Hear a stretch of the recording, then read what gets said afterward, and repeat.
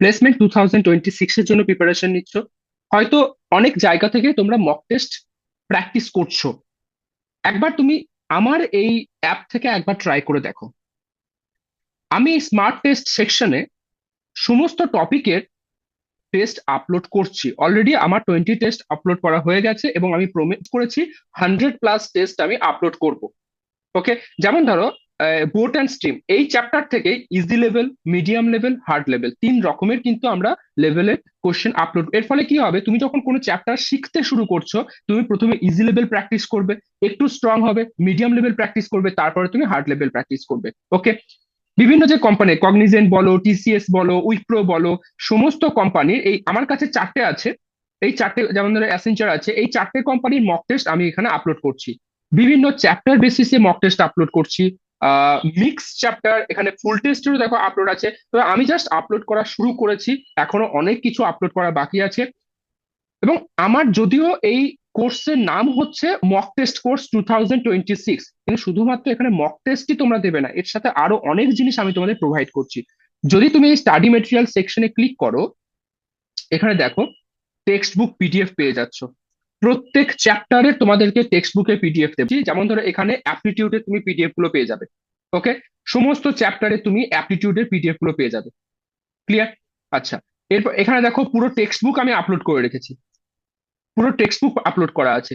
আচ্ছা, এর বাইরে এটা তো গেলো টেক্সট বুক।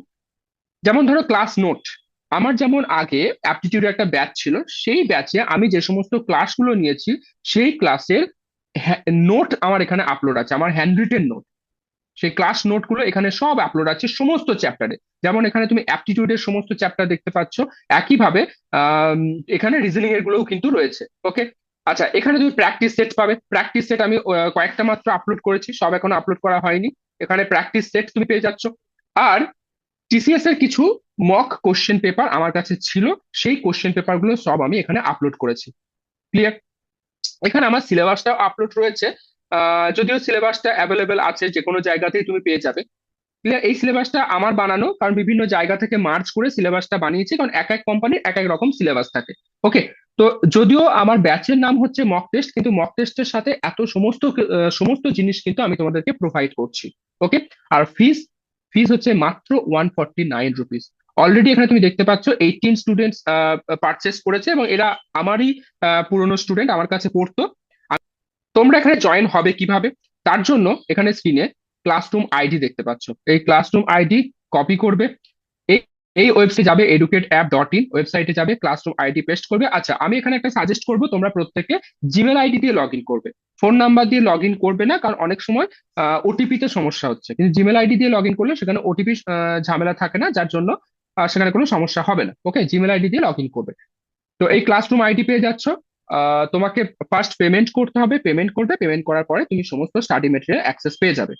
ওকে, আর তুমি যদি একবার লগ ইন করো, দেখতে পাবে প্রত্যেক দিনে আমি মিনিমাম 10টা 15টা করে টেস্ট আমি আপলোড করছি বা স্টাডি মেটেরিয়াল আপলোড করছি। আর আমি এটাই বলতে চাইছি যে তোমাদের এই কোর্সের উপরে আমি রেগুলার কিন্তু কাজ করছি।